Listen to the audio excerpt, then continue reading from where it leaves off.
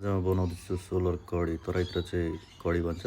अनि with body भनेको चाहिँ दालको पकौडा। मैले चाहिँ सबै कुरा रेडी गरिसकेको थिएँ अनि दिमागमा यसो आयो एउटा बनाउनु त भिडियो भनेर। अनि यो चाहिँ दालको एउटा ठक्क पकौडाको लागि चाहिँ ब्याटर बनाएर सबै रेडी गरेर राखेँ। अनि त्यसपछि अब आफूलाई के कति चाहिन्छ त्यो अनुसारले ठक्क हाल्ने, कत्रो साइज चाहियो त्यो अनुसारले सबैतिर त्यहाँभित्र जतिसम्म अट्छ त्यतिसम्म हाल्ने। अनि एकछिन पाक्न मैले चाहिँ 5वटा हालेँ किनकि 5वटामा कराई फुल भयो। अनि यसरी नै पहिला एक साइड पकाउने, त्यसपछि अर्को साइड यसो फेरि फ्लिप गर्ने, फ्लिप गरेर एकछिनसम्म पाक्न दिने। हिट चाहिँ हाई नै हुनुपर्छ, नत्र राम्ररी पाक्दैन। त्यही भएर पाकिसकेपछि कलर चाहिँ हल्का ब्राउन ब्राउन देखिन्छ, त्यो भनेको चाहिँ पाकिसकेको हो।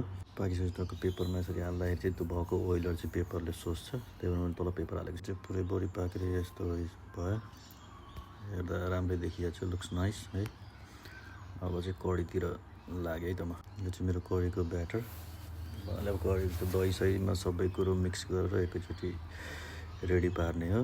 के मलाई चाहिँ त्यो हाल्ने, जिरा लसुन प्याज, अनि त्यसलाई मजाले पकाउने। अनि त्यसपछि चाहिँ त्यो दहीको हाल्ने। मेरो चाहिँ पाकेर प्याज चाहिँ ब्राउन ब्राउन भयो। अब त्यसपछि चाहिँ ब्याटर त्यो झोल हाल्ने अनि यस्तो बडी पनि माथिबाट हालिदिने। अनि एकछिन उम्लिदिने, उम्लेपछि एकछिनसम्म पाक्यो भने त्यो बडी पनि फुल्छ अनि राम्रो टेस्ट। फाइनल पाकिसकेपछि मेरो कडी रेडी भयो। अब यो भातसँग मजाले खाने, टेस्ट पनि मिठै रहेछ। मैले टेस्ट गरेको छु होइन। खाना बनाउने पार्टनरलाई खुसी राख्ने। धन्यवाद।